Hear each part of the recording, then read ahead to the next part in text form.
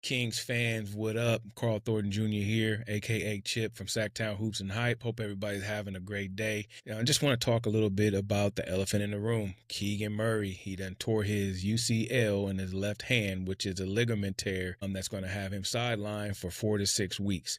Now, in my opinion on this, it's one of those things where the lineup or the roster construction kind of bites you in the butt a little bit, right? Because he is the only one really that we have at that position, and the only defender on the team is one of the best shooters on the squad, and this could really put us in the spot. And my question is, who actually takes over in that position? Now I hear people saying Meet Clifford, man, but he's 6'6". He's shooting guard. Best case, you can probably throw him in there as small forward, but you cannot put him in there as a power forward. Now we got Dario Saric, we have Devin Eubanks, we have Isaac Jones, we have Maxime Reynaud. Maybe slide Sabonis down, bring in Maxine. I don't know, man. It's a tough situation to be in because the way this roster is constructed is not. It wasn't built for an injury to Keegan Murray, right? Now, maybe Sabonis, you got backups. Levine or DeRozan, you got a plethora of backups, right? Even point guard,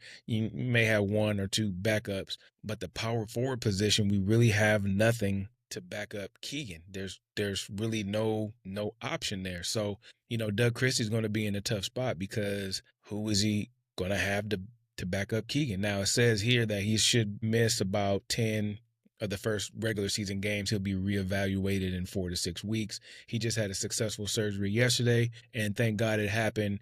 A second preseason game. We still got some preseason left to go, so look for him to come back sometime around beginning of December. And hopefully, since he already had the surgery, hopefully he can come back, before that.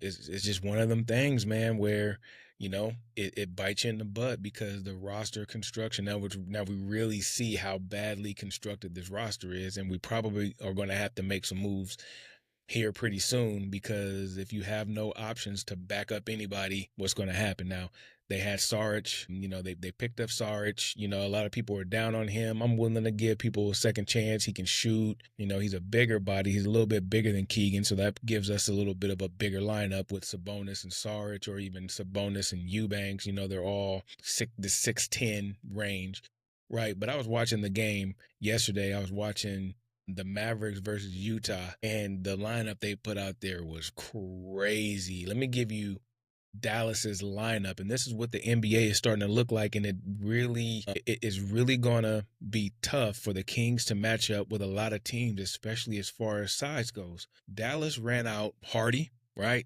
They ran out Klay Thompson.